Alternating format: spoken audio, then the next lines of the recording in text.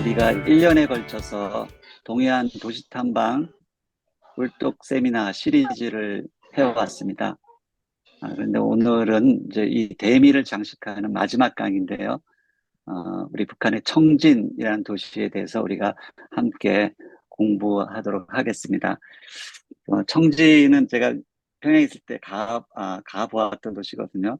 그래서 지금도 그 눈에 이제 선한데, 어, 그 원래 함경도가 함흥하고 경성이라는 도시가 두 개가 묶여서 함경도가 된 거죠. 청진 아래 보면 경성이라는 아주 온천으로 유명한 그 도시가 있습니다. 참 아름다운 도시였는데, 근데 이제 일제 강점기 때 이제 그 일본이 대륙 침략에 어찌 보면 교두보로 삼기 위해서 청진이라는 도시를 아주 크게 이제 세웠죠. 바닷가 어촌 도시를. 그래서 그러다 보니까 이제 청진이 아주 큰 도시가 됐고요. 그 근처에 또 이제 우리 칠보산, 너무나 아름다운 산도 있고, 청진에 대해서 우리가 굉장히 배워야 될 게 많은 것 같습니다. 제 제자, 가르치던 제자 중에 청진 출신들이 있었는데 굉장히 똑똑한 애들이 많이 있었고요. 청진에 보면 이제 북한이 제일 큰 청진 제철 기업연합 기업소, 청진 제철소가 있어가지고, 철강의 도시이기도 합니다. 그 청진을 우리가 오늘 깊이 알 수 있는 그런 강사가 어떤 분이 계실까? 제가 굉장히 많이 찾았는데, 우리 김병욱 박사님을 이제 강사로 소개하도록 하겠습니다. 김병욱 박사님은 뭐 본인 소개 이제 해주시겠지만, 북에서 오셨고요. 어, 그, 학력을 보면 북한에서도 물론 이제 고등교육을 받으시는 분인데, 경남대학에서 북한 경제를 전공하시고 또 동국대학에서 통일정책으로 북한학 박사를 받으시고 뭐 아주대학이나 뭐 여러 곳에서 강의도 하시고 연구도 하시다가 음, 지금은 북한개발연구소를 만드셔서 북한을 알리는 것이 연구하고 알리는 것이 북한에게 드리는 고향에 드리는 가장 큰 선물이다라는 이런 인생의 좌우명을 가지고 북한 연구에 매진하고 계시는 아주 귀한 분이십니다. 우리 울떡 세미나 마지막 강의 청진편을 우리 김병욱 박사님께 이렇게 맡겨드리게 된 것을 굉장히 저는 기쁘고 영광으로 생각합니다만 저서도 굉장히 많습니다. 어, 외, 외부 사조 유입과 북한군 의식 변화 실제, 푸코의 몸 권력과 북한 주민 신체 왜소, 뭐 이런 북한의 해상시 부동산 가격 실태, 뭐 현대전과 북한의 지역 방위, 남북한 출신이 함께 쓰는 북한 바로 알기, 뭐 다양한 저서를 이미 쓰신 바 있습니다. 오늘 우리 김병욱 박사님을 우리가 모시고 청진에 대한 특별한 강의 들을 때 이제 많은 분들이 기대하는 마음으로 경청해 주시기를 바랍니다. 우리 환영하도록 하겠습니다. 김병욱 박사님 소개합니다. 네, 안녕하세요. 김병욱입니다. 이거 뭐야, 무슨 마지막 세미나에 제가 또 이렇게 들어와서 우리 정 교수님당 그동안에 많은 역할 하신 분들 기대 보답하긴지는 모르겠습니다. 그래서 어쨌든 뭐 최선보다도 뭐 열성을 다해서 하도록 하겠습니다. 먼저 아마 저희 연구소에 잠깐 좀 소개해야 될 것 같습니다. 그러기야 아마 오늘 주제에 대한 이해도 조금 연관되지 않을까 그런 생각이 듭니다. 저희 연구소가 내년도면 10년입니다. 2015년도에 조직됐고, 사단 법인으로서는 기획재정부소 승인단체고, 비영리단체로서는 통일부 승인단체입니다. 두 개 다 가지고 있는데, 저희 연구소는 이제 교수님 말씀하신 대로 하나는 북한 개발 연구 쪽, 북한 개발 연구는 떠나는 거에 있는 최고의 선물이다. 근데 실제 그런 성과는 못 내고 있습니다. 그러니까 조금 저희가 관심 드는 건 한국 사회가 하는 우리가 하는 북한 지역별 개발 잠재력들 새로 좀 평가해 보는 문제. 새롭게보다도 뭔가 좀 보충해서 좀 이게 좀 첫 출발이 아닌가 이런 쪽이고 두 번째는 이런 연구들 하면서 가장 조금 안타까운 게 뭐 사실 잘 아는 것처럼 좀 이렇게 남북한 연구자들이 합해서 협력하는 겁니다. 근데 그게 잘 안 돼요. 근데 어쨌든 오늘 보이젠 뭐 연구소가 10년 돼서 이게 하나의 첫 출발이면 좋겠습니다. 아마 오늘 발표하는 글도 그러한 어, 그러한 말하자면 그 생각 중에 나온 글이라고 생각합니다. 예, 제가 조금 이렇게 소개하고요. 아마 시간도 됐고 해서 아마 들어가겠습니다.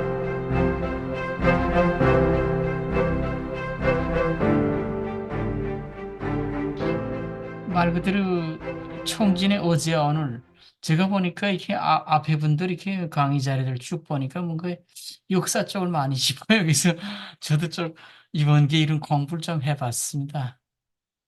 그래서 오늘 순서는 이런 것 같습니다. 그러니까 청진지역의 위상과 지경학적 가치에 대한 의문입니다. 그러니까 조금 이런 문제, 실제 지역의 가치가 어느 정도인가, 왜 그 제대로 평가되지 않는가 하는 측면들. 두 번째로는 뭐 좀 역사적이죠. 광복 전 청진 지역과 광복 후 어떻게 이 지역의 철강제 이런 기업체들이 순환을 겪게 됐는가 이런 쪽. 그다음에 한국 전쟁 이후에 어떻게 도시가 건설되고 또 주요 산업들이 어떻게 형성됐는가 이런 쪽. 그다음에 뭐 아시는 것처럼 이렇게 청진 뭐 이렇게 된 많은 경우 북한이 뭐 철강제 생산 뭐 이쪽이니까. 근데 여기서도 가장 조금 많이 제기되는 게 뭐냐면 이 철 생산의 국산화. 사실 뭐 자립화 이런 표현이죠. 북한이 말하는 게. 뭐 국산하고 자립화는 연하게 다른 문제입니다. 근데 어쨌든 저 국산화라고 표현했습니다. 그다음에 이 청진 지역의 철강제 산업들이 실제로 어떻게 가동되고 있는가 이런 쪽이고, 그다음에 조금 이렇게 청진 지역에 만약 발전받다는 제 생각이 경제 특구가 아닌가. 여기에 힘을 얻어서 견인돼서 나가야 되지 않겠는가. 그래서 북한의 경제 개발과 조성 정책과 이 청진 지역 청진 경제 개발에 대한 문제. 나가면 그저 잠깐 그저 어쨌든 포항 제철과 협력 문제 아마 제가 자료들 보니까 이쪽은 많이 조금 우리 이쪽 세미나에서 많이 다른 문제들 같아요. 그래서 상당히 제가 보니까 많이 부족하다고 느낍니다. 그래서 어쨌든 이거 청진 지역이 뭔가 개발되기 위해서 이게 포항 제철 이거 협력을 통해서 뭔가 이 지경학적인 가치가 실현되는 그런 꿈이 현실되지 않겠는가 이렇게 제가 봤습니다. 뭐 제일 먼저 제가 말씀드린 건 그 청진 지역의 위상, 실제 위상은 어떤데 왜 이러한 가치들이 평가되지 않는가 이런 문제입니다. 그러니까 아까 제가 앞서 말한 것처럼 항상 지금 조금 무겁다니까 북한 지역을 평가할 때 지금 아시는 것처럼 뭐 대한민국이 알고 있는 뭐 일반 독자들이 뭐 이렇게 알고 있다면 2004년대 저 평화문제연구소에서 북한학에서 나온 샹터지리 객가사전이 있어 이게 유일해요. 이 문제는 여기에 뭐가 빠졌냐면 첫 번째는 군사기지에 들어가 있는 경제개발잠재 당연히 빠집니다. 두 번째는 이 정천 수용소나 이런 위수기업들. 세 번째는 이 주로 그 비밀성이 이런 뭐 이런 사람들의 말하자면 그 초대서라는 별장 이 일대 말하자면 그런 게 다 빠진 내용이에요. 그러니까 조금 북한 지역에 대해서 개발이라든가 개발 잠재력 이런 걸 알기 위해서는 조금 여기에 대한 이해도 함께 봐서 좀 큰 그림에서 봐야 되지 않겠는가 이렇게 봅니다. 뭐 아시는 것처럼 진짜 뭐말 그대로 이게 북쪽이죠. 북쪽이 우리 언성군 최북단에 그런 군도 갖고 있고 또 그다음에 이사 우리 정 교수님 잠깐 말했지만 경성군이라고 칠보산 또 주론천 유명한 데들이 있죠. 그다음에 뭐 이 우리 무산군도 그렇고 그다음에 북한에서 그 어머니 고향이라고 하는 김정수의 회령군도 있고 그다음에 또 이 경훈군 우리가 경훈군도 연구해 봤는데 이게 운덕군이지요. 근데 여기 보니까 그 저 이성계 그쪽 말하자면 선치들의 그 말하자면 그 무덤이 많아 여기 보니까.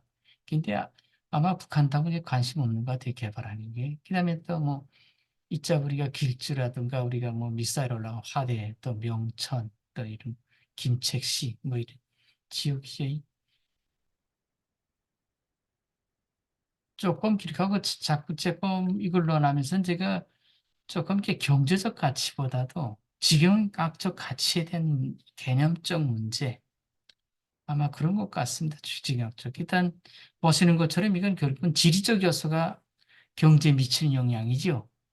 만약 청진지를 논할 때 청진의 뭐 개발점 이런 걸 논할 때 우리가 경제적 가치 따지했던 실제 뭐 여기서 뭐 그렇게 많이 나오는 것도 아니니까 조금 그건 논의가 안 되는 것 같습니다. 그래서 내가 지경학적 가치란 개념을 도입하면 어떡하나. 그러니까 여기엔 제 생각에는 3대 요인으로 볼 수 있습니다. 그러니까 정치적 요인과 경제 사회문화적 요인들. 조금 근데 왜 이 지역의 지경학적 가치에 대한 의문이 생기는가? 보시는 것처럼 제가 이제 쭉 내려가면서 설명하지만 북한에서 철강제 생산 1위입니다.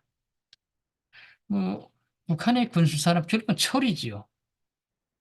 결국은 철강제 생산으로 오늘의 말하자면 북한의 체제 유지, 체제 수호, 뭐 이쪽에 사실 앞장에 서서 말하자면 기여한다고 볼 수 있어요, 이 지역이.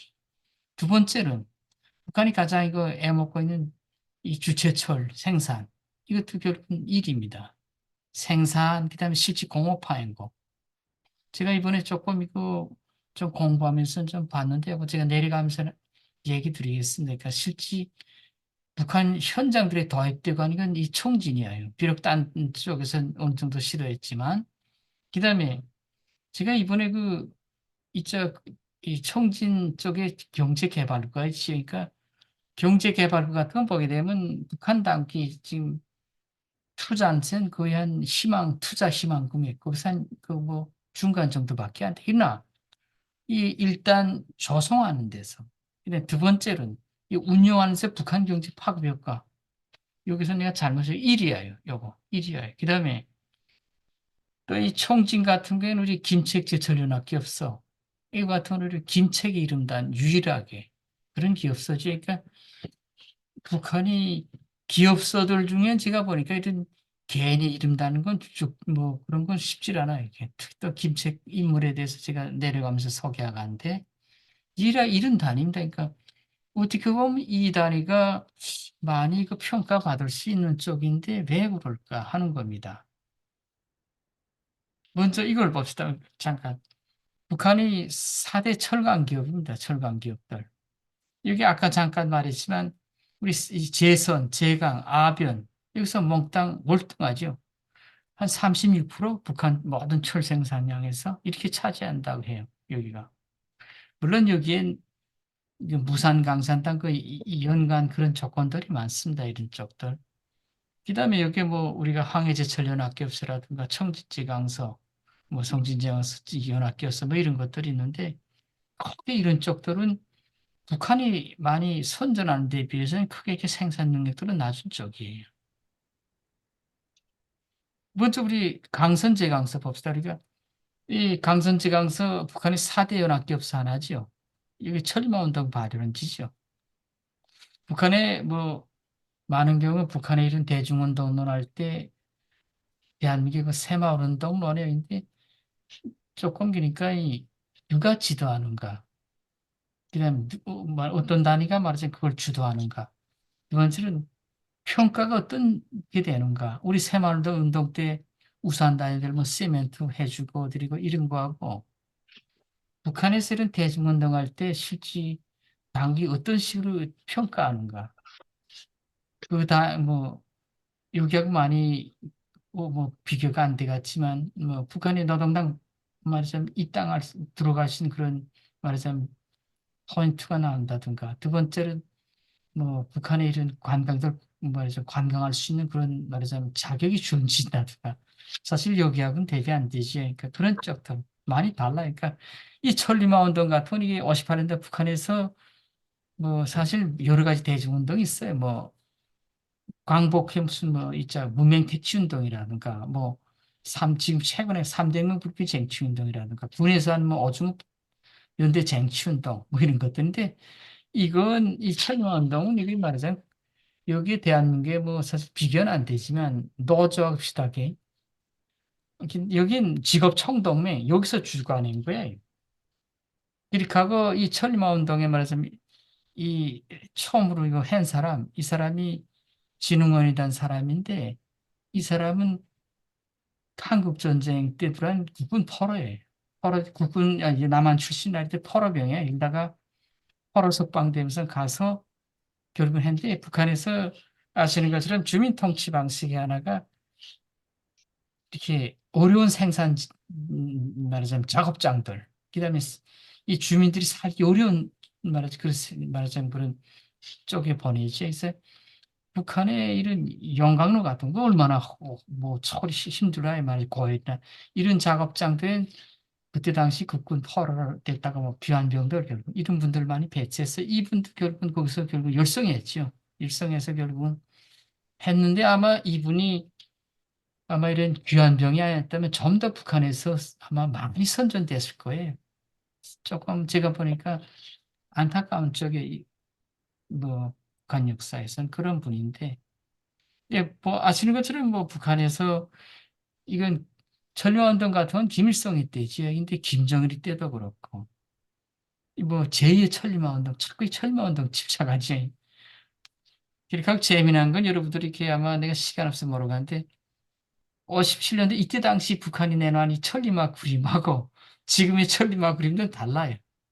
이때는 말것비도 있고 있지만 지금은 말것비도 없고 환상적인 동물이죠. 그러니까 조금 제가 아마 기회 있으면 여기에 대한 것도 재미난 얘기들이 있어요. 왜 이렇게 변하게 됐는가 하고는 아마 조금 다른 내용이기 때문에 넘어가도록 하겠습니다. 근데 북한 당국이 왜 여기에 집착하는가? 왜 오늘 계속 과거의 그 철마운동에 대해서 생각하는가? 근데 제 생각엔 아마 북한에서 철마운동이 다시 일어나긴 어려울 것 같아요.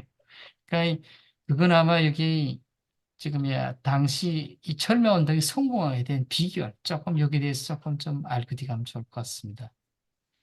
그러니까 아마 우선 제 생각엔 이게 이때 이 전쟁이 끝나고 사회 집권들 말하자면 원조가 들어왔지. 지금 뭐 이제 뭐 폴란드라든가 여러 대사관들 독일도 그렇고 독일 민주공화국 대사관들이 그 말이죠 그때 자료들 보니까 이때 당시 어떻게 했냐면 사회 집권들이 하나의 말하자면 이 자본 그때 당시 자본주의 진영하고 사회주의 진영 두 개가 말하자면 결국 싸움했으니까 이 자본주의 진영하고 처음으로 말하자면 비록 휴전 상태라도 이긴 걸로. 물론 이 한국 전쟁 이후에 결국 베트남 전쟁이 이어졌죠. 결국은 이런 것들이 결국 하나의 희망적인 건 사실이죠. 그러니까 이때 많이 지원했어요. 그래서 어느 정도냐면 제가 그 자료들 보니까 우리가 형제의 나라 북한을 말해 조선을 진화하기 위해서 1시간 더 일하자. 또 뭐로만 딱 더 보내자. 뭐 이런 식으로 결국 생산 혁신 운동들 많이 해서 하나는 이때 지금 결국은 돈이 들어왔어요. 두 번째는 이 결국은 58년대 때까지 중공군이 주둔하고 있었죠. 어떻게 보면 제가 보면 대한민국의 이런 경제 발전, 경제 성장 이거 보면 미군의 주둔, 이 국방에서의 안전한 담보 이게 상당히 영향이 큰 것 같아요. 물론 앞으로는 그건 다른 문제지만 이제까지 이때 같은 건 벌써 한국 전쟁이 끝난 다음에 벌써 중공군이 틀고 있었으니까 그 우선 북한 같은 건 벌써 경제에 딱 내밀면 되거든요. 좀 이런 쪽들. 그다음에 아마 세 번째로는 이 전후 재건에 대한 국민의 열망인 것 같아요. 그러니까 그 제가 이렇게 조금 내려가면서 설명했지만 한국 전쟁 같은 건 뭐 제공권, 지혜권 다 없잖아요. 완전 북한 초토화시켰지요. 평양시 같은 그때 그 평양백 그뭐 제일백화점이라 그거 하나 한 두 척인 두 건물이라든가 소안 쪽이 소인 쪽이고 그러니까 이때 당시 김일성이가 미국이 100년이 이르러서 뭐 지나듯이 말해서 일도시 마다가는데 우리 빨리 3년 만에 일도시 하자 뭐 이런 말해서 주민 그런 말하자면 선전들 뭐 이런 것들이 먹히지가 않을 것 같아 이런 쪽으로. 근데 오늘날 일단 북한에서 철마 운동이 가능할까? 제 생각엔 우선 돈도 있지만 아직까지 또 우선 사회주의 90년대 사회주의권 무너지면서 사회주의에 대한 사람들의 희망이라든가 조금 뭐 여러 가지 겹치해서 주민들한테 그런 걸 말하자면 정치 사업으로 말하자면 이끌어내기는 어렵지 않겠나 이런 쪽도 제가 생각됩니다. 그다음에 두 번째로는 우리가 4대 북한의 말하자면 이런 철강 기업들 중에서 이 황해제철소입니다. 이 황해제철소 같은 건 결국은 김정일이가 이 자동화의 번복이 우리가 그 황해제철소에 대해서 나올 때 뭐 황해제철소 성림 거기에 탱크 북한군이 들어가고 뭐 얘기들 있지요.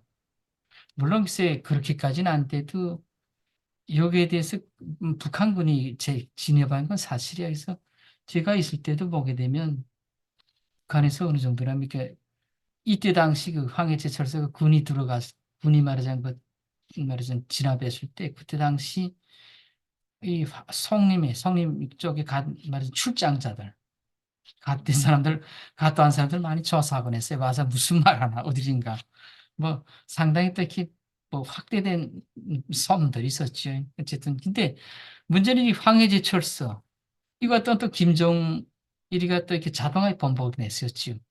이제 강선지 강서 같은 것도 김일성이가 결국은 천리마로 내세우고. 근데 문제는 이 김책 제철연합소 기업소하고 총진적인 총진진강서 두 개 있는데 이건 다 없어요. 왜 북한 당국은 오히려 철 생산에 몰두한 많이 기여하면서도 왜 이걸 내세우지 않을까? 조금 이런 의문 들어요. 그다음에 잠깐 말했지만 아까 우리가 총진 쪽 같은 건 보십시오. 김책 제철연합 써 있고 이게 우리가 뭐 이 김책 결국은 이름 달한 거죠. 그다음 김책 공군대학도 김책시도 있고 이 사람인데 이분이 김일성보다 한 9년 선배예요. 그렇게 하고 우리가 40년도쯤에서 일본군의 타벌 너무 심하니까 이 결국은 항일 투쟁하던 쪽들이 몽땅 소련으로 결국은 다들 들어가 있는데 이 김책 같은 마지막까지 자기가 소련 안 뒤가 꽂힌 사람이에요.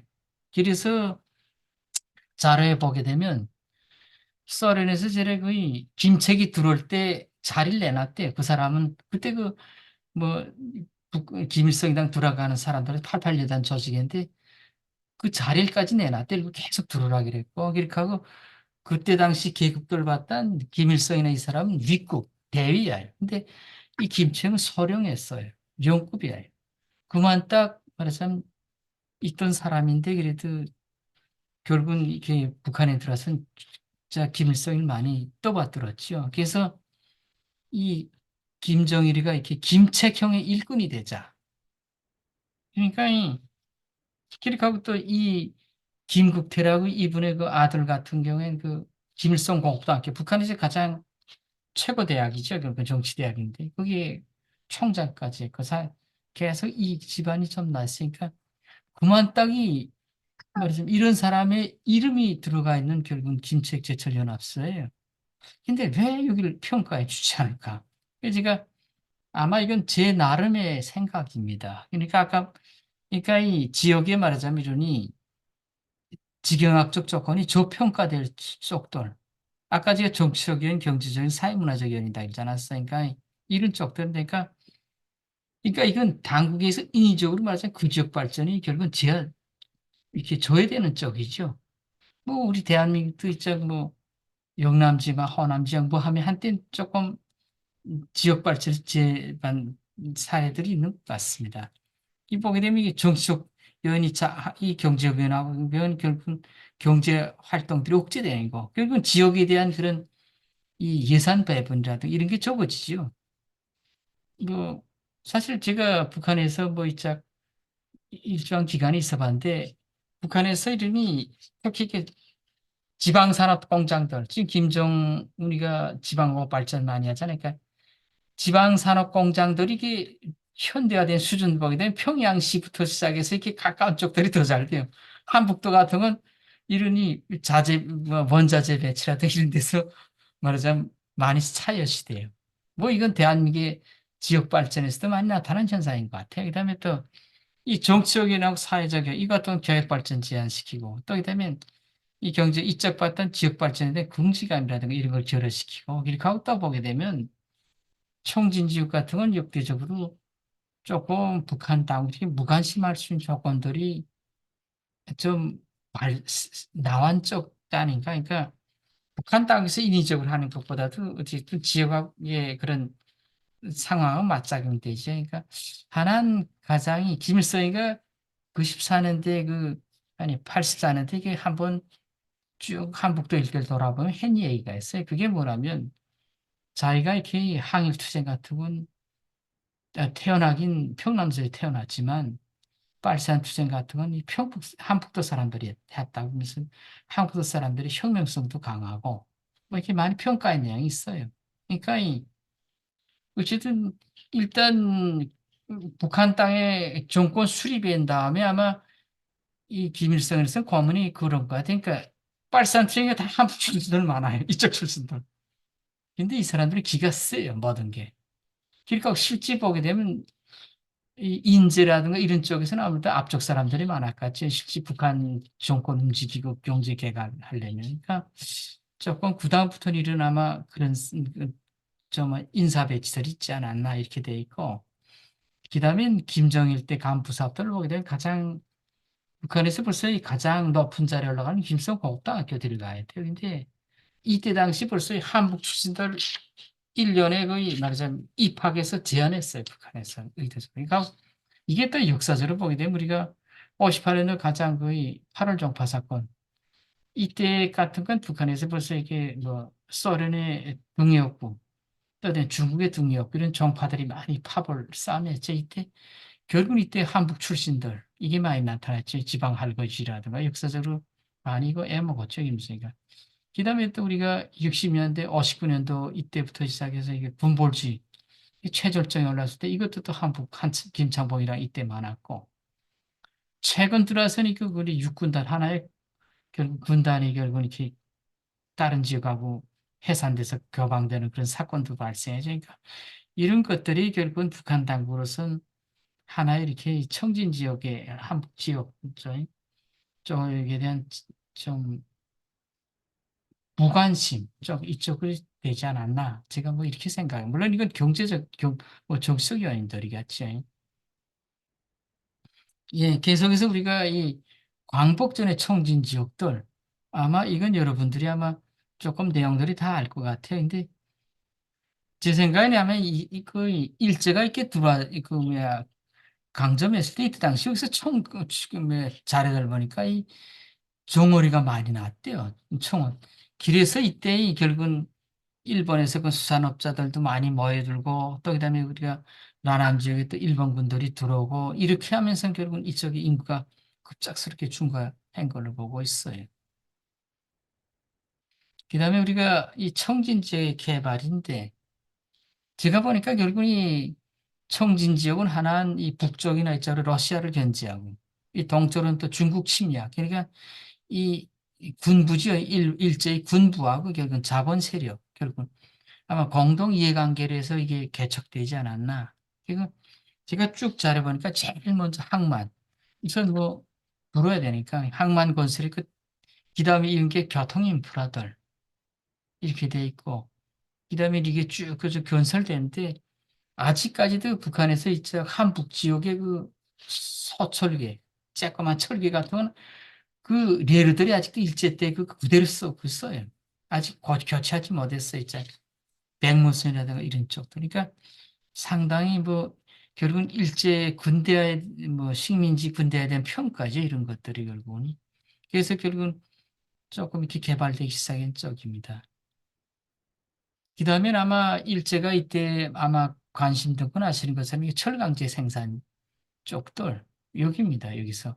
그래서 어느 날 청진 지역이 북한의 결국은 이 제철, 이 제강 이런 쪽에서 결국은 월등한 생산력 가지게 되고 근데 이게 보니까 이 38년대 결국은 청진 제철소라고 이게 결국은 생겨났어요. 이렇게 돼 있고 초기부터 이게 쉽질 않았고 길가가 아마 이 청진 이 쪽이 결국은 이게 제강 제철 이쪽에 아마 좋아한 게 무산 광산 쪽 북한에서 이쪽이 아까 잠깐 말했지만 황해제철소 쪽은 이건 운율이나 그쪽에 운율 광산이라든가 이쪽인데 이쪽은 적철강이고 이쪽에는 무산강산 자철광 쪽이야. 이거하고 풀어순이 짝 무산 쪽이 낮지만 그래도 매장에 풍부하고 또 가깝고 이런 쪽들. 그렇게 해서 아마 그게 이 어느 날 북한의 이런 청진지게 말 제철 산업들이 성장에 된 원인이 아닌가 이렇게 된 생각해요.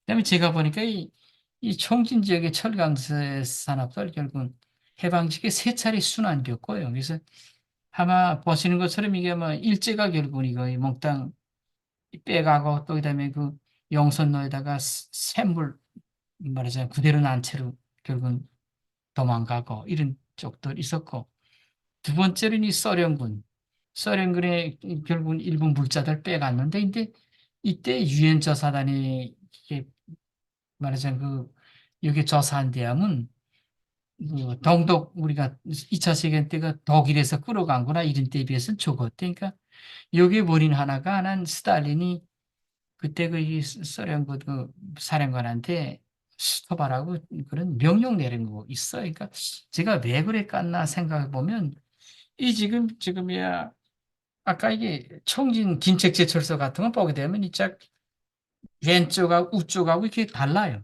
두 구역으로 나눠져 있는데 짝 성평자가 연결된 왼쪽 같은 건 이건 북한에서 말해 건설한 거고 이짝 우측 같은 거 우측은 말해서 소련이 이거 건설했어요. 그러니까 제 생각에 아마 그때 당시 북한 모르겠어요. 소련 정부로서는 앞으로 북한의 군수 산업들 이거 발전시키기 위해서 저 제철소 살려야 되겠거나 아마 이런 생각까지 있었는지는 모르겠어요. 어쨌든 그렇게 하니까 아마 여러분들 아까 우리가 북한의 이런 4대 철강 기업에서 자 천리마 제강소 같은 건 강선 제강소는 김일성이가 관심도 없고 그다음에 이쪽에는 지금이야 황해제철은 김정일이가 관심도 없고 나머진 이제 김책제철소하고 청진제강소 두 개인데 왜 북한 당에서 관심 안 줬을까? 그래서 제가 좀 생각해 보게 되면 이쪽에는 모든 설비라든가 이런 게 전자설 이론이 자동화라 이런 게 소련 지원이 많아요. 그러니까 이제 황철이라든가 남포 쪽은 말하자면 김일성이나 통치자들이 결국은 들어가서 결국은 자기의 고유한 사업 성과를 낼 수 있는 쪽이에요. 이나 이쪽 김책제철소 같은 건 조금 이 소련 지원도 많고 가까우니까 조금 그런 것들이 작용하지 않았을까 좀 이렇게 생각해 봅니다. 그다음에 이 세 번째는 한국 전쟁 시기 미군의 폭격이에요. 그러니까 제가 이게 역사 자료 저도 공부해 봤는데, 그러니까 우리가 이게 한국 전쟁 6월 달에 이게 6월 20일 시작돼서 벌써 7월 달 이때 들이가서는 벌써 이렇게 벌써 유엔군이 들어오기 시작하는데 그때 이 국방부 사령부가 딱 벌써 작전 세운 게 뭐냐면 우선 북한에서 이게 북한군한테 말하자면 군수물자 공급할 수 있는 5대 산업시설들 들어가 있는 지역들 여기 총진이 돼요. 총진, 평양, 함흥 이렇게 해서 여기 산업시설 무조건 몽땅 폭파하는 거예요. 전략적 폭격이지요. 그러니까 이때 우선 한국전쟁 때 돼 있고 두 번째는 이때 당시 한국전쟁 때 국군이 총진의 고무산이라 해서 여기까지 들어갔어요. 고무산은 총진에서 부산 쪽과 가까운 데. 그러니까 여기까지 진격하다 나니까 이짝 한포 사격들. 그때 당시 그 지금 살아난 분들 제가 말 듣다 보면 한포 사격 같은 이 바다에서 쏘니까 어디에서 터지는데 뭘 비행기인 것을 비행기 소리 나니까 아 저거 비행기지 폭파하겠구나 했는데 상당히 그러니까 거기에 대한 폭격이죠. 그러니까 이렇게 세 차례 이런 순환들 겪으면서 결국은 청진 이짝 김책제철 연합기업소나 청진 이게 그저 55년도 이때 들어와서 결국은 그때 더구나 한국전쟁 끝난 다음에 김일성이가 이건 중공우선 하면서 힘을 얻어서 그때가 결국 가동되기 시작했죠. 그러니까 상당히 순환의 역사죠. 이런 것들이. 그다음에 한국 전쟁 이후에 도시 재건과 주요 산업 쪽입니다. 그러니까 조금 기니까 우리가 아까 잠깐 말했지만 그러니까 한국 전쟁 이거 시간이 넘어가잖아요. 제가 빨리 가야 되지 않습니까? 이거 말이 안 들립니다. 예, 아직 10분에서 15분 정도 시간 여유가 더 이거, 있습니다. 이거 괜찮습니다. 앞쪽으로 15분. 지나니까 예, 죄송합니다. 그러니까 이게 북한에서 한국 전쟁 끝난 다음에 사회시권들이 지어놨는데 어떻게냐면 북한의 각 도시를 때 맡아서 사회시권들이 결국은 지원져요. 우리 한국 전쟁 때 제가 보니까 대한민국 뭐 미국의 무슨 뭐 지원 뭐 이렇게 했건 제가 잠깐 듣던 생각나는데 그러니까 이 실에서 평양시 같은 건 소련이 직접 들어가고 우리 함흥 같은 건 동독이 들어가고, 여기 같은 건 폴란드. 폴란드에서 이게 결국은 도시 설계전인데, 결국은. 근데 이 폴란드 설계, 이때 같은 건 뭐 자발의 팀인데 이 사람이 했는데 이 사람이 폴란드에 수채친이라고 지방 도시가 있어요. 독일하고 기업했는데 여기 시장했고 그다음에 또 시작 대학교 교수까지 한 분인데 근데 제가 역사적 쭉 우리가 조금 좀 보게 되면 폴란드가 이 말해서 이 반서 감정이 심한 나라예요. 그리고 뭐 2차 세계 때도 결국은 독일하고 소련 두 나라에서 뭐 서로 땅이 갈라지고 뭐 이렇게 해서 이 사람들이 그런 감정이 심해요. 그러니까 우리가 또 뭐 폴란드에서 그러던 뭐 보게 되면 폭동도 많이 일어나고 사회치권 때 그러니까 이 팀이 들어가서 건설해 놨는데 보게 되면 아니 역 잘해 보게 되면 이거 뭐야 이 그때 당시 벌써 이거 53년도구나 54년도 이때라도 벌써 2차 세계대전 이후니까 사회주권들이 많이 건설했었는데 그때 보게 되면 다들 이 사회주권들의 건설 소련이 주로 내놓은 말하자면 그 방식들을 많이 썼어요. 그러니까 그게 뭐냐면 여기 보시겠어요. 김성 강장 이것처럼이 북한의 청진 쪽도 이렇게 딱 바닷가에 있어요. 여기 말해 김성 동상 있고 이렇게 됐어요. 여기도 광장 청진도 있어요. 그러니까 이 중앙광장 미술에서 왜 여기서 뭐 어떤 퍼레이드나 이런 게 있습니까? 그다음에 이 수도를 중심으로 방사형으로 도로가 형성돼. 그다음에 도시 말하자면 교차점들의 말하자면 그런 기념비적 조형물들 일도 세우는 것들. 근데 이 폴란드 이때 총진 같은 건 상당히 그걸 많이 희석시키면 했어. 근데 건설했는데 또 건설 과정이 많이 또 바뀐 쪽들이 있고 그랬어요. 그래서 조금 제가 요건 뭐 평양시 건설에 관한 건데, 그러니까 기본적으로 중심 지역하고 주변 지역들이 있어 이렇게 서로 그러니까 건설하니까 이건 말하자면 이 국가가 토지를 장악한 상태에서 국가 토지하에서 국가 계획에서 이게 가능한 시스템이죠. 그리고 대한민국처럼 이런 사경제가 뭐 이런 사적 토지 이쪽은 하기 어려운 쪽이고 예. 조금 길하고 뭐 이런 것들이에요. 이런 건물들. 그러나 사실 북한이 민족 정식, 사회 정식 받아들였다 그러지만 실제로 노동당의 운동 정치죠. 이런 것들. 주로 이게 두 팔을 이렇게 벌리고 있는 어머니 형상인 거죠. 그래 평양 사람 여기 동그란 거 있어요. 그러니까 이 머리 형상인 거. 여기도 또 이게 두 팔을 벌리고 있는 거 이런 식으로. 이건 우리 연구소가 조금의 그 했던 위치 지정 작업들입니다. 그다음에 이 지역에 대한 이 말하자면 그 산업에 관한 건데 기본적으로 뭐냐면 이 김책제철소에서 나오는 말해서 철강제를 쓸 수 있는 그런 기업들이 그러니까 제가 조선소도 그리고 다 조선 철판 객관이니까 탄광연합기업소, 보수공장 이런 것들 항 뭐 이렇게 돼 있고 예. 그다음에 철 생산의 국산화 문제 그러니까 이 북한 당기 철 생산에 관심 둔 건 아마 이 정권 수립 이전부터 그러니까 이게 얘기냐면 이 만경대 갈림길에 대한 유래 이거 볼 수 있고 두 번째 수요에 대한 관심 이건 김일성이가 한국 전쟁 끝난 다음에 저리 내놓은 슬로건이 철과기는 공업이 왕이다. 이제 국산에 관심 들은 건 60년대 이런 과정이 자주박 나가면서 쪽이고. 근데 조금 여기서 뭐 다른 것보다도 이게 만경대 갈리길 이게 뭐냐면 45년대 9월 달에 김일성이가 이짝 저거 뭐야 원산 쪽으로 들어오죠.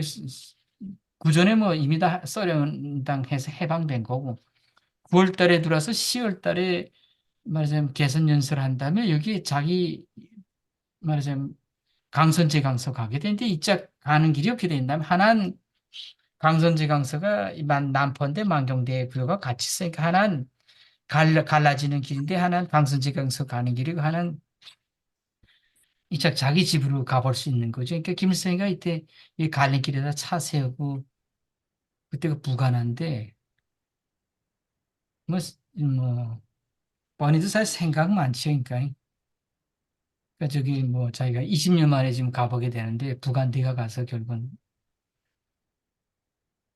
그 이제 할아버지 할머니한테 인사드리라.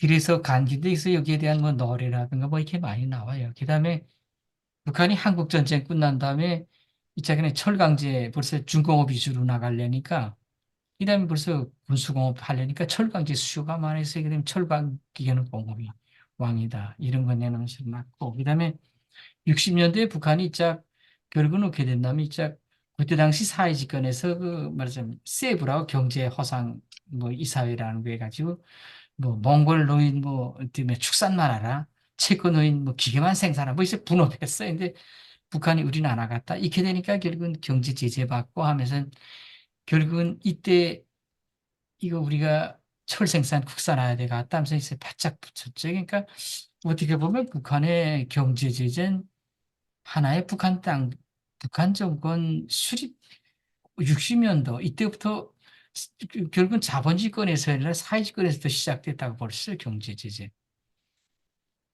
조금 이 내용입니다. 그러니까 이 내용들. 왜 관심 두게 됐는가.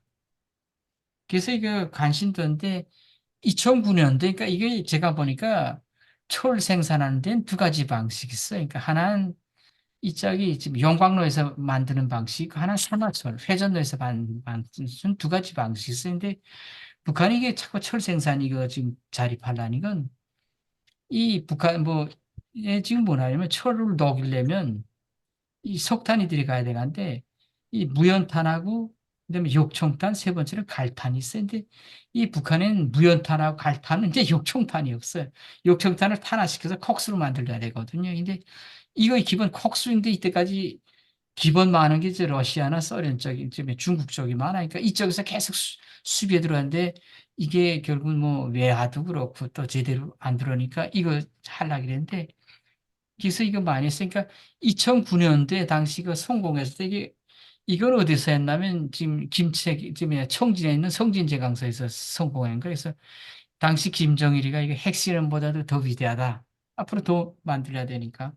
2003년도에 이게 말하자면 100% 성공했다. 근데 이건 말하자면 이게 지금 용광로에 의한 방법이 아니에요. 제가 말 듣다 보니까 이건 말 사마철의 생산 방식인데 이렇게 해서 지금 뭐 지금 철 생산하고 있어요.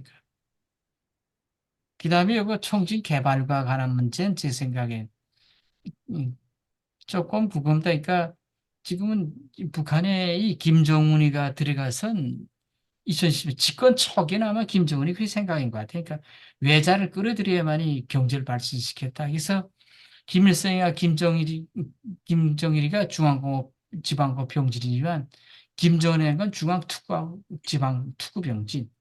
김일성과 김정일이 결국은 이건 다 뭐는 북한 자체의 원래 국가이기 때문에 이건 외국 자본에 의한 거죠. 그러니까 조금 이 개방 좀 그런 쪽이에요. 그래서 지금 뭐 이 짝 지금 이 특구도 22개 지금 들어와 있는데 그래서 그러니까 이런 거 봤던 초기에 김정은으로선 뭔가 특구를 통해서 이거 해야 되겠다 이걸 많이 관심인 것 같아요. 그렇게 하고 조금 이렇게 특구 정책들을 보게 되면 하나는 뭐냐면 이게 병진 아니고 중앙특구, 지방특구. 그다음에 먹이장론. 그러니까 북한이 말하자 먹이장 들어오는 것처럼 자본주의 사상 들어오기 꽉 닿는 쪽이데 여기서 상당히 유연한 쪽. 그러니까 이게 왜냐면 우리가 김정일 때 노무현 당시 그 대통령 때도 그랬냐면 남포 쪽에 그 용남 배수지 공장 같이 하자 뭐 이랬는데 그때 당시 평양시 주변들이 이건 김정일이가 딱 막았어요. 일단이 거기에 투구해야 되면 평양으로 자본진 분주로 한다는 거. 근데 지금 같은 건 평양시 주변에 투구가 4개 생겨요. 남포 2개, 또 평성 쪽에 2개니까 어려 어떻게 보면 투구로 뭔가 둘러싸였다고 뭐 과하게 표현할 수 있으니까 상당히 유연한 쪽들. 그다음에 이 군사 지형 변화들 이거.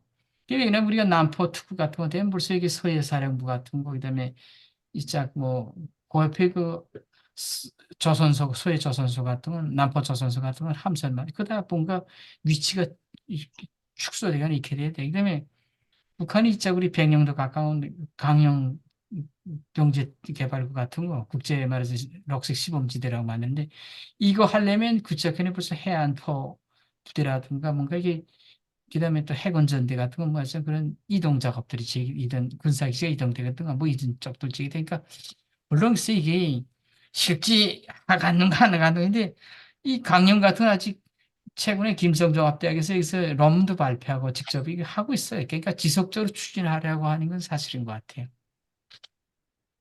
근데 조금 청진 개발구 쪽입니다. 청진 개발. 그러니까 왜냐하면 청진지 지역 개발은 결국 청진 개발구 쪽이죠. 개발구를 어떻게 하는가. 근데 여기는 기본 보게 되면 여기 보는 것처럼 이 김책, 제철소 결국 생산물 가지고 이 원자재로 결국은 하지 않고 2차, 3차 가공해서 뭘 하자 이겁니다. 기본적으로. 그다음에 또 이걸 또 청진항하고 연결시키는 쪽 이렇게 나가고 있습니다. 그다음에 아까 제가 만든 쪽이지만 이거 지금 연구한 자료들 보게 되면 이게 개발구 일단 조성하는 쪽들, 그다음 운영에서 확벽한 1위예요. 비록 면적이라는 이런 쪽은 2위지만 이겁니다. 그러니까 지금 조성에 따라서 조성하면 590.4 5억 이렇게만 5억 달러 이쪽으로 해서 하고 이거 저 보게 되면 다 프로수가 높아요. 비록 돈은 이렇게 많지 않지만. 근데 조금 제가 보게 되면 이게 문제점이 뭐냐면 뭐 지금과 2013년도 그때 당시 경제 특구 내놓을 때도 그렇고 아직까지 북한이 개방 안 된 상태니까 사실 이렇게 지역만을 위한 경제 특구 개방 문제. 두 번째는 제가 전번에 이차 김남일 사장 단거 보니까 이쪽 보게 되면 대한민국 벌써 한반도 기후 환경 변화, 해양 생태계 변화 이거 다 아직 안 되고 있어 이런 쪽들. 그러니까 제가 생각하는 이 특구 정책들이 생태계 조성 이런 복에 수정돼야 되지 않나 이걸 보게 됩니다.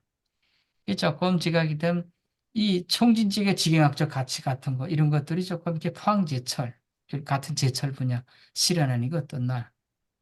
제가 보게 되면 이게 이 이름들이 어떻게 북한의 총시 포항구역 이게 중심구역이야. 이 포항시 총진지가 있어요. 보니까 좀 이런 쪽들 그다음에 그러니까 이렇게 두 지역 비교해 보면 이런 것보다는 총진적인 인구 밀도가 낮다는 거 볼 수 있죠. 이런 것들이.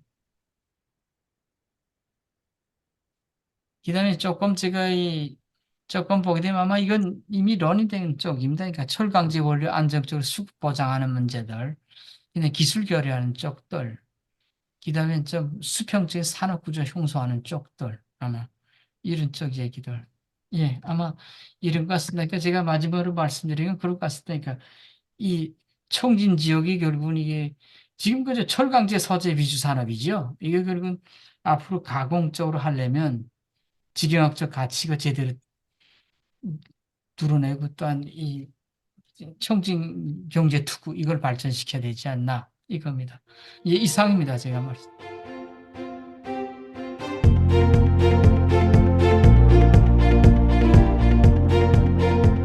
예, 아주 많은 내용을 짧은 시간에 강의하시느라고 많이 쓰였습니다. 귀한 강의해 주신 우리 김병욱 박사님께 감사드리면서 지금 이제 남은 시간 한 10분가량 이제 코멘트도 좋고요. 질문을 받는 시간을 갖도록 하겠습니다. 뭐 지금 참여하신 분 중에 뭐 누구든지 손을 들어주시고 질문을 해주시면 감사하겠습니다. 그 화면을 좀 바꿔주세요. 질문을 준비하시는 동안에 뭐 제가 이제 들으면서 이제 들었던 몇 가지 생각은 말씀하신 것처럼 청진이나 함경북도가 굉장히 중요한 러시아와 중국과의 그리고 일본도 마주하고 있는 굉장히 중요한 태평양으로 나가기 위한 여러 가지 지경학적인 그런 주요 도시임에도 불구하고 이제 저평가되어 있다라는 이런 것 그런 말씀을 많이 해주셨는데 그 부분은 정말 김책이라는 아주 어, 큰 용장이었죠. 독립운동가였고 그래서 그 이름을 따서 성진 씨가 김책 씨가 되고 김책 제철소가 이제 이름이 지어지고 한 그런데도 불구하고 이렇게 저평가되어 있는가? 저는 이제 김책이 한국 전쟁 당시 51년도에 전사를 했기 때문에 이렇게 영웅이 될 수 있었다 저는 생각합니다. 김책이 많이 살아 있었다면 마찬가지로 숙청될 수도 있었다. 왜냐하면 제가 느꼈던 것이 한국에 있는 이 영남, 뭐 호남의 이 남남 갈등의 문제만큼이나 북한도 북북 갈등이 굉장히 심하구나 그런 걸 많이 느꼈고 평양과기대 평양 출신 우리 학생들이 청진에서 오는 이런 한경을 출신 학생들을 좀 이렇게 경원시하는 그런 모습들을 많이 봤거든요. 근데 참 청년에서 온 학생들이 굉장히 똑똑했어요. 제가 볼 때는 아주 생각도 깊고 이제 했는데도 불구하고 그렇게 된 것이 처음에 이제 해방 직후에 소련에서 들어온 이제 빨치산파죠. 김일성을 중심으로 한 빨치산파가 결국 정권을 장악을 했는데 이제 뭐 연안파 중국에서 들어온 연안파 물리치고 뭐 남도당파 다 물리치고 이제 장악을 했는데 그 내부 구성원에 보면은 말씀하신 것처럼 그 뭐 리금철, 리어순 같은 그런 어떤 함경북도 출신의 용장들이 굉장히 많았는데 그게 이제 1956년도에 8월 종파 사건으로 한번 이제 정리가 되고 67년도에 갑산파 사건 그게 이제 결정적으로 이제 함경도 출신들을 빨치산파에서 숙청하는 그런 계기가 된 거죠. 그리고 나서 이제 근본적으로 이제 한북 출신이나 판경도 출신들을 이제 어, 이렇게 견제하기 시작하는 그것이 초창기에 이 철과 기계는 공업의 왕이라고 이렇게 막 굉장히 내세우면서 철강 중심 지금도 물론 중요하죠. 근데 으로 나갔던 북한 체제가 이제 이런 쪽을 저평가라는 것 포함해서 그쪽에 대한 견제가 들어가면서 72년 뭐 그 무렵부터 이제 농업이 오히려 주체농법으로 하면서 이 공업 기술자들을 이렇게 한동안 저평가하던 그런 것과 다 맞물려서 북한 경제가 무너지지 않았는가 저는 그렇게 생각이 듭니다. 뭐 제 생각 말씀드렸고요. 자, 이제 누구든지 질문을 예, 김승진 박사님 손 들어주셨습니다. 네, 말씀하시죠. 안녕하세요. 예. 네, 전에 한번 찾아뵌 적이 있었는데 기억하실지 모르겠네요. 강의 잘 들었습니다. 오늘 벌써 올해가 10주년 되셨다니까 축하드리고요. 예. 날로 연구소가 성장하기를 바랍니다.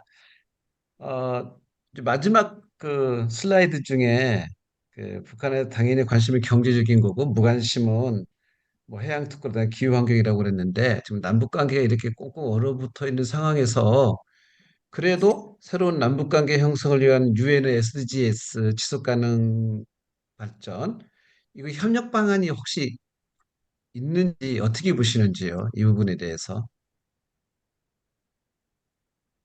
제가 생각하고 있는 겁니까? 혹시 그렇지 않으면 북한이 그러니까 그 소장님도 그렇고 북한도 그렇고 북한에서 이게 VNR도 발간하고 있고 있는 관심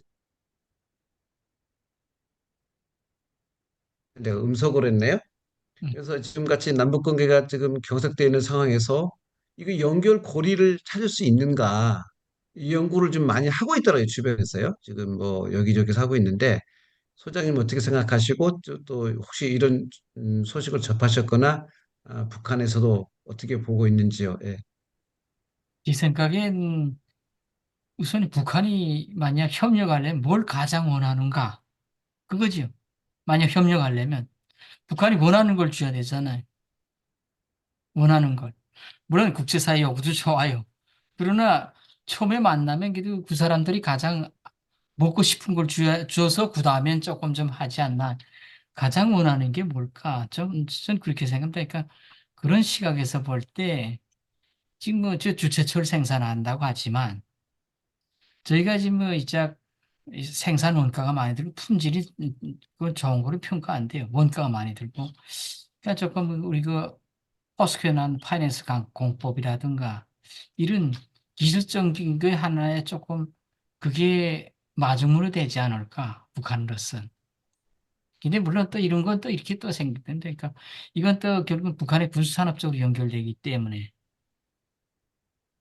조금 좀 문제인데 이런 건 또 앞으로 남북관계가 어떻게 뭐야 진전되는 거에 따라 가지. 근데 제 생각엔 이쪽 해양이라든가 다른 쪽들 그 북한이 외화벌이 걸로 해서 할 수 있는 게 뭐가 있을까? 그건 잘 생각 못 해봤어요. 근데 가장 북한이 원하는 거라면 이제 좀 이렇게 철 생산에 말이죠. 그런 기술들, 그건데 조금 그건 현실에서 어렵지 않나. 이거 말씀드리시면 남북 협력에서 결국은 우리가 생각하는 것보다 대방이 원하는 거.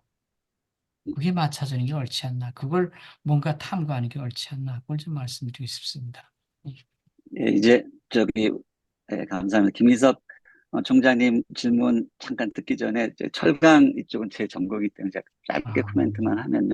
지금 이제 포항제철에서 말씀하신 것처럼 코크스를 용광로 공법이 아닌 이제 파이넥스를 지나서 이제 하이렉스라고 이제 어, 무산에 있는 자철광 같은 것을 가지고 그것을 파쇄해서 철을 만들 수 있는 그런 공법을 그게 이제 수소 환원 제철법이고 이게 지금 CO2 배출이 안 되는 이제 이런 차세대 이 기후 환경과 다 연결되는 건데 그것을 사실은 북한이 주체철 이제 개발하면서 이제 같은 관심사를 가지고 있었기 때문에 사실 이것은 정권 차원의 큰 결단이 있어야 되고 어쩌면 북미 수교 이후에 벌어질 일이라고도 저는 생각하지만 말씀하신 포항과 청진을 잇는 남북한 철강 공동체가 되어서 이런 수소 환원 제철이 청진의 그 제철소가 새로 이제 건설된다면 이것은 남북한의 평화 시대를 여는 어마어마한 사건이 될 것이다. 저는 생각하고요. 그쪽에 대한 기대와 기도를 지금 이제 계속 해 나가고 있습니다. 정말 이번 청진 강의에서 그런 것들이 이제 잘 좀 우리가 지는 계기가 됐으면 좋겠습니다. 우리 김기석 총장님 질문해 주시죠. 네, 지금 설명하신 것하고도 관련이 있는 질문인데요. 저희 같은 문외한인데 삼화철이라는 걸 처음 들어봐요. 지금 보니까 주체철이라고도 한다는데 그래서 얼른 구글에 찾아보니까 저 북한에 부족한 코크스 없이도 저온에서 철을 생산할 수 있는 뭐 그런 거다라고 나와 있는데 이게 저 국제적으로 좀 보편적으로 다른 데서도 활용되고 있는 철 생산 방법인지 그 철이 쓸만한 건지 이런 게 좀 궁금해지네요. 그리고 지금 말씀하신 그 수소 환원하고 어떤 관련이 있는지도 궁금해집니다. 요건 요즘 아마 제가 그 수소차를 찾아보다 보니까 그 부생수소가 포항에서 많이 나온다고 그렇게 하는데 이게 포항제철에서 철 생산하는 과정에서 나오는 건지도 궁금한 게 있었는데요. 뭐 너무 여러 가지인데 그냥 사마철에 관련된 것만 알려주셔서 감사하겠습니다. 요건 아마 우리 교수님께서 소재 전문가니까 아마 전 잘 모르겠습니다. 이런 쪽은. 이게 그러니까 이 삼화철이라는 이 어원이 어떻게 생겼는지는 저도 좀 더 찾아보고 연구를 해야 될 것 같습니다만 이제 원래 코크스 만드는 아까 역청탄이라 표현하셨는데 그런 유연탄이 이제 국내 생산이 안 되기 때문에 그것을 극복하기 위해서 이런 어, 갈탄이나 그런 그 북한에서 생산되는 그런 석탄을 가지고 이제 그 철을 생산하는 그런 기법을 만든 것이죠. 근데 그것은 용광로를 쓰는 그런 선철을 뽑아내는 것이 아니라 이제 그렇게 해서 만들어진 환원된 철들을 이렇게 이제 고체 상태에서 이제 다져서 그걸 전기로 해서 다시 녹여서 용융하는 그런 공법을 쓰기 때문에 사실 지금 포항제철에서 지금 연구 중인 수소환원 제철하고도 굉장히 일맥상통한 그런 면이 있거든요. 그래서 그 아까 말씀하신 굉장히 중요한 내용인데 북한이 무엇을 원하는가? 북한이 우리가 이제 북한을 돕는다고 하면서 또 그냥 이렇게 시해하듯이 북한 분들의 자존심을 막 건드리면서 이렇게 도와주는 것은 전혀 맞지 않는데 북한이 나름대로 어떤 주체철 연구에 대해서 굉장히 많은 심혈을 기울여 왔기 때문에 그분들의 그런 연구 성과나 그런 것들을 이렇게 같이 우리가 끌어안고 높여주면서 우리가 함께 포항과 청진이 만나는 그 지점에서 새로운 공법들을 이제 우리가 찾아가면 굉장히 중요한 어떤 평화의 돌파구를 열 수 있지 않을까. 유럽이 이런 철강 공동체를 통해서 이제 적대 국가들이 평화 시대를 열었기 때문에 여기에 아주 굉장히 감추어진 신의 한 수가 있을 것이다. 저는 그렇게 생각을 합니다. 예, 또 질문하실 분 계시면 손 들어주시죠. 우리 김인배 박사님 울릉도에서 들어오셨습니다. 예. 예, 오늘 조금 강의에 늦어서 죄송하고요. 굉장히 저도 관심 있는 분야고, 특히나 이제 말씀하신 그, 북한어라고 할까요? 굉장히 재밌었습니다. 참 저는 지금 울릉도에 위치한 한국해양과학기술원 울릉도 독도 해양연구기지에 근무를 하고 있는데요.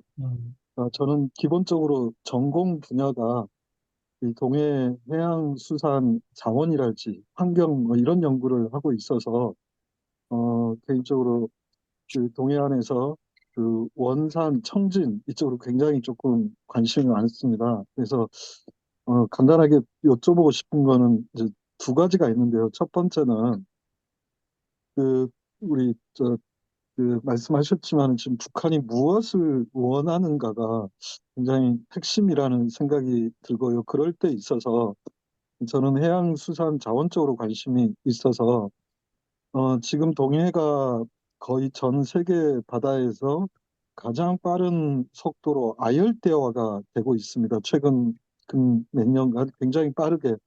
그러면서 이제 울릉도를 비롯해서 우리 동해 같은 경우는 지금 우리 한국 수역의 오징어 자원량, 어획량이라든지 굉장히 감소를 하고 있고, 또 이게 바다가 따뜻해지니까 미역이랄지 이런 해조류 이 생산량도 굉장히 감소를 하고 있습니다. 반면에 이제 그런 어장들이 저는 개인적으로 이 원산이랄지 청진 이제 이런 북한 수역으로 옮겨간다고 생각을 하거든요.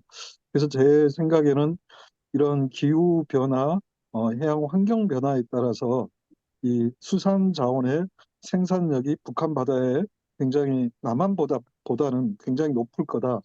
하지만 그거에 대해서 물론 중국 어선들이 과거 뭐 많이 북한하고 중국하고 이 협력하면서 많이 들어갔지만은 앞으로 이 수산 자원에 대한 남북 협력이 저는 굉장히 필요하다고 생각을 하는데 해조류도 마찬가지고 오징어를 비롯해서 여러 가지 어류 자원도 마찬가지로 생각하는데 이 부분에 대한 북한 측 관심은 어떤지. 그다음에 두 번째는 지금 해양 환경, 특히 해양 쓰레기 부분에서 이거는 뭐 중국, 한국, 일본, 북한이 함께 풀어가야 될 문제라고 생각을 하는데 이것도 또한 북한의 관심은 어느 정도인지 좀 알고 싶습니다. 네, 이상입니다. 예, 제가 이쪽 전문가 아니어서 제가 제 생각 그저 잠깐 말씀드리겠습니다. 그러니까 기본적으로 뭐 이쪽 해제라든가 양식하고 생산 두 쪽이죠. 결국은 실지. 근데 양식 쪽, 그러니까 제 생각엔 아직 북한에서 이런 양식과 관련 기술들, 우선 이런 것들이 내 생각에 좀, 그러니까 조금 기술이 들어가도 북한이, 그러니까 현 상황에 종착할 수 있는 기술들, 첫 단계로. 그 사람들이 배우기도 쉽고, 조금 그런 기술들이 들어가면 좋을 것 같고, 그 다음에 아직까지 북한에서 이렇게 수산자원이나 이자 그런 것들을 다들 보게 되면, 외화벌이지요. 중국 수출용이지요. 그러니까 조금 그게 안타깝고, 그다음에 조금 이 문제들이 풀리려면 결국은 북한에 벌써 해안 연선지대 같은 주민들이 나가기 어려워요. 어느 정도 벌써 자기들이 벌써 배 타고 벌써 하려면 다 뭐 바다 출입증에서 나가야 되니까 조금 그런 문제들도 좀 돼야 될 것 같고. 그다음에 진짜 어쨌든 제 생각에 이렇게 양식 부문의 기술들, 대한민국의 기술들이나 북한에 현재 정착할 수 있는 기술들 조금 기니까 조금 이렇게 이자 뭐 이게 좀 큰 기술도 좋지만 조금 소소한 이게 우리 지금 적정 기술이다 그러지. 그러니까 조금 그런 연구들이 돼야 좀 사실 그런 것들이 있어야 될 것 같아요. 그다음에 이짝 쓰레기 자원들 그 문제 같은 거, 그러니까 그건 내 생각엔 그쪽은 그렇게까지 북한에서 관심 못 두는 것 같아요. 그러니까 이런 것들이 다 결국은 뭐 사실 뭐 제가 조금 좁은 생각이지만 어느 정도 기술 뭐 조금 배부른 다음에 하는 얘기들이 아닌가 북한으로서. 그러니까 제가 왜냐하면 제가 저 남포에 있을 때도 그 남포에 그 대동강이 있거든요. 근데 대동강 거기도 제가 때때로 이렇게 좀 나가서 보게 되면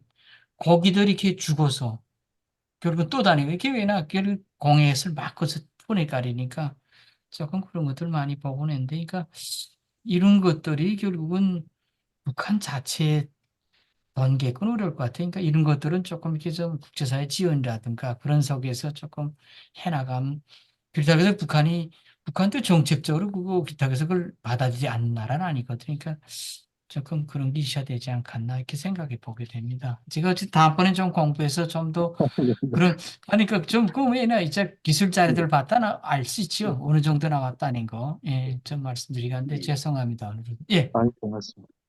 예, 감사합니다. 지금 멀리 미국서 들어오신 것 같은데, 박상희 선생님, 혹시 계시나요? 어, 질문하실 거 있으신가요? 제가 늦게 들어와가지고요. 예. 잘 듣지 못해서 죄송합니다. 그러시군요. 예, 네. 감사합니다. 다른 분 또 혹시 저기 정준일 질문 교수님 없으신? 발언권을 예, 잠깐만 주시면 감사합니다. 예, 조성찬 박사님 말씀 예, 마지막으로 듣도록 하겠습니다. 예.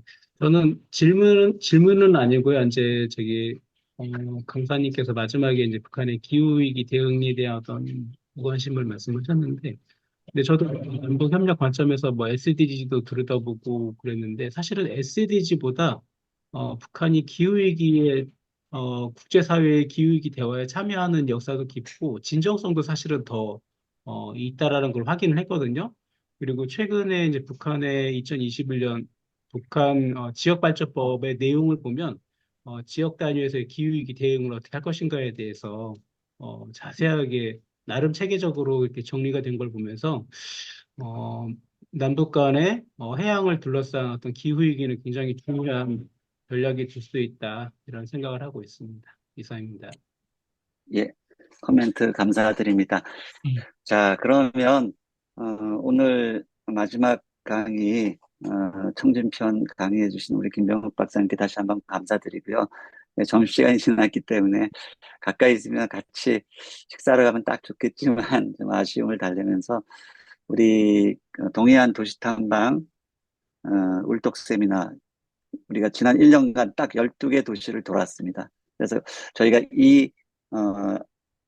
그동안 강의하셨던 이런 소중한 자료들을 모아서 영상으로 우리가 유튜브에 송출하는 것은 지금까지 해왔지만 그것과 함께 이제 책자를 조만간 발행할 생각에 있습니다. 그래서 그 책자가 나오면 우리가 쭉 따라가면서 동해안 도시들이 얼마나 중요한 지정학적, 지경학적 가치를 가지고 있는지 그 미래 가치들을 함께 새롭게 좀 평가하는 그런 계기가 되기를 바랍니다. 다시 한번 참여해주신 모든 분들께 감사드리며 오늘 울톡 세미나 여기서 마치도록 하겠습니다. 감사합니다.